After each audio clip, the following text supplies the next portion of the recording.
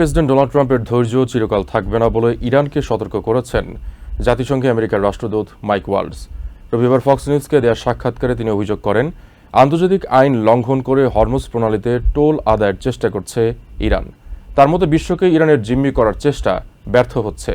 অন্যদিকে Democratic congressman Yasmin Ansari অভিযোগ করেছে, প্রেসিডেন্ট ট্রাম্পের খামখেয়ালি আচরণ এবং ইরানকে ধ্বংস করার হুমকি শান্তি আলোচনাকে ঝুঁকির মুখে ফেলছে। পাকিস্তানের একটি সরকারি সূত্রের বরাত দিয়ে এমএস নাওয়ের দুবাই ভিত্তিক কন্ট্রিবিউটর ইনজামাম রশিদ জানান, গত কয়েকদিনের সংঘাতের কারণে সুইজারল্যান্ডে আমেরিকা ও ইরানের মধ্যে নির্ধারিত শান্তি আলোচনা আপাতত স্থগিত রয়েছে। তবে হোয়াইট হাউস এই দাবি সরাসরি প্রত্যাখ্যান করেছে এবং জানিয়েছে কোনো আলোচনা বাতিল বা স্থগিত হয়নি। জাতিসংঘে আমেরিকার রাষ্ট্রদূত মাইক ওয়ালসও একই দাবি করেন।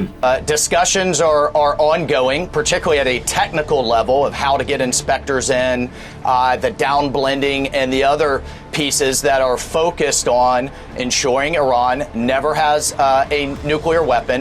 তবে তিনি স্পষ্ট জানান, প্রেসিডেন্ট ডোনাল্ড ট্রাম্পের ধৈর্য চিরকাল থাকবে না। The president's patience isn't going to last forever. Waltz বলেন, ইরানের বোঝা উচিত তাদের দর কষাকষি শক্তি দিন দিন কমে আসছে। তিনি উল্লেখ করেন, উপসাগরীয় দেশগুলো এখন হরমুজ প্রণালীর বিকল্প তৈরি করছে, যার মধ্যে ইউনাইটেড আরব আমিরাত এবং সৌদি আরব তাদের জ্বালানি তেলের পাইপলাইন সম্প্রসারণ করছে। ফলে ইরানের বিশ্বকে জিম্মি করার চেষ্টা ব্যর্থ হচ্ছে। So this leverage that Iran thinks it has now is diminishing faster and faster, literally every week as we speak. And meanwhile, that this is in violation of international law. Even the Chinese government has said you cannot be taking tolls or fees. এদিকে ইরানের বিরুদ্ধে Trump প্রশাসনের পদক্ষেপকে জোরালো সমর্থন জানিয়েছেন Republican senator Roger martial.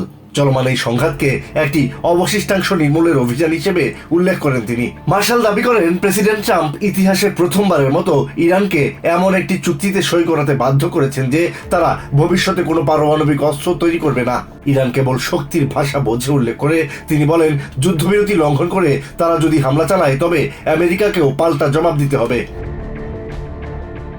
অন্যদিকে Trump প্রশাসনের আক্রমণাত্মক নীতির তীব্র সমালোচনা করেছেন ডেমোক্রেটিক কংগ্রেসম্যান ইয়াসমিন আনসারি। তিনি অভিযোগ করেন, প্রেসিডেন্ট ট্রাম্পের খামখেয়ালি আচরণ এবং প্রতিনিয়ত ধ্বংসের হুমকি দেওয়ার মানসিকতা এই শান্তি আলোচনাকে ঝুঁকির মুখে ফেলছে। আনসারি আরো বলেন, যুদ্ধ শুরুর আগে হরমুজ প্রণালীতে কোনো সমস্যা ছিল না, অথচ এখন এই সংকটের কারণে সাধারণ মানুষ চরম দুর্ভোগ পোহাচ্ছে। আলোচনার টেবিলে ট্রাম্পের আত্মীয় বা রিয়েল এস্টেট ব্যবসায়ীদের না রেখে সংকট সমাধানে প্রকৃত বিশেষজ্ঞদের দায়িত্ব দেওয়ার জন্য তিনি প্রশাসনের প্রতি আহ্বান জানান। Asad real, TV 24 news desk. New York থেকে সম্প্রচারিত টিভিএন 24 টেলিভিশন বিশ্বজুড়ে বাঙালির কণ্ঠস্বর।